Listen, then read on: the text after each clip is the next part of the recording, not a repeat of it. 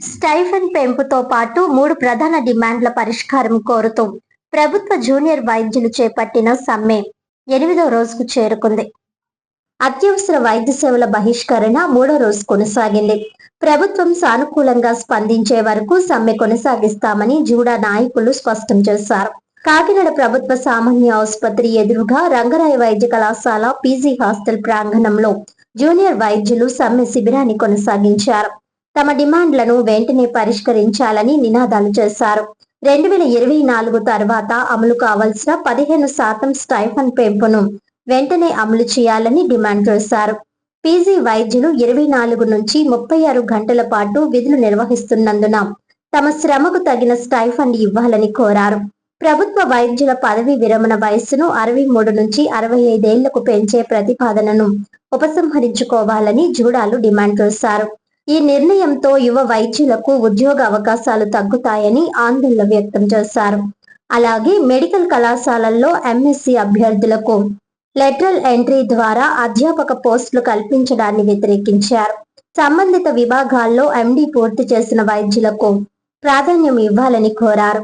స్టైఫన్ పెంపు, పదవీ విరమణ వయసు పెంపు ప్రతిపాదన ఉపసంహరణ, ఎంఎస్సి లెటరల్ ఎంట్రీ నియామకాల నియంత్రణ తమ ప్రధాన డిమాండ్లని జూడా నాయకులు తెలిపారు. ప్రభుత్వం వెంటనే చర్చలకు పిలిచి పరిష్కారం చూపాలని, అప్పటి వరకు సమ్మె కొనసాగుతుందని స్పష్టం చేశారు. నమస్తే అండి, నా పేరు డాక్టర్ మేరీ గ్రేస్ అండి, హాస్పిటల్ అడ్మినిస్ట్రేషన్ పీజీని.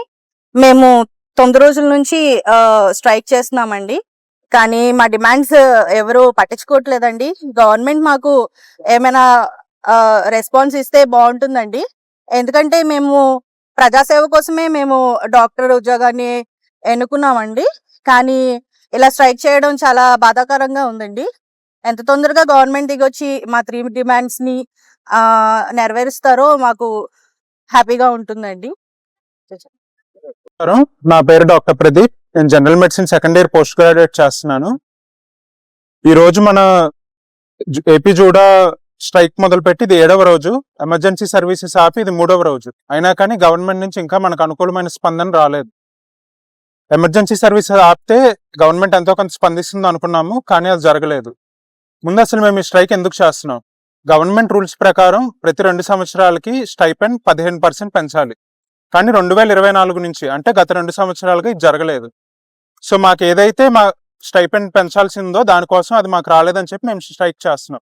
ముందుగా అసలు మాకు స్టైపెండ్ హైక్ అవసరమా రాదు? మీలో చాలా మంది అనుకోవచ్చు, మీకు బాగానే ఇస్తున్నారు కదా స్టైపెండ్, మళ్ళీ మీకు ఎందుకు హైక్ అనుకోవచ్చు మీరు. అది ఎంతవరకు మాకు అసలు ఎంతవరకు స్టైపెండ్ కావాలి, ఎంతవరకు హైక్ కావాలనేది ఒకసారి చూద్దాం. ఒక విద్యార్థి 16 సంవత్సరాల వయసులో కొన్ని లక్షలు ఖర్చు పెట్టి వాళ్ళ తల్లిదండ్రులు కష్టించి శ్రమించి కొన్ని లక్షలు ఖర్చు పెట్టి ఇంటర్మీడియట్ లో చేరుస్తున్నారు. అందులో అహర్నిశలు తల్లిదండ్రులకు దూరంగా హాస్టల్లో ఉంటూ రోజుకి 12 గంటలు 14 గంటలు చదివి దేశంలోనే అత్యంత కష్టమైన నీట్ యూజీ ఎగ్జామ్ రాసి అందులో మంచి ర్యాంక్ తెచ్చుకొని ఎంబీబీఎస్ లో జాయిన్ అవుతున్నారు. ఇంత కష్టం వేరే ఎందులోనూ ఉండట్లేదు. ఏ విద్యార్థి ఇంత కష్టపడట్లేదు. ఇంటర్లో ఇంత కష్టపడ్డాక 5.5 సంవత్సరాలు ఎంబీబీఎస్ లో 19 సబ్జెక్టులు చదివి గుర్తుపెట్టుకొని ఇంటర్న్షిప్ లో మళ్ళీ నిద్ర లేకుండా తిండి లేకుండా కష్టపడి డ్యూటీ చేస్తున్నారు ఇంటర్న్షిప్ లో. తర్వాత నమస్కారం అండి, నేను general secretary of RMC JUDA.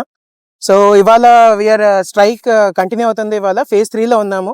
Day 8 of RMC JUDA Rangaraya medical college. ఇది 8th డే ఆఫ్ స్ట్రైక్. ఇది స్ట్రైక్ మెయిన్ రిగార్డింగ్ ఏంటంటే స్టైపెండ్ పెంచాలని 30% అని అడిగాము. Government has given us 3%. So అది మనం ఇప్పుడు పెంచాలని అనుకుంటున్నాం.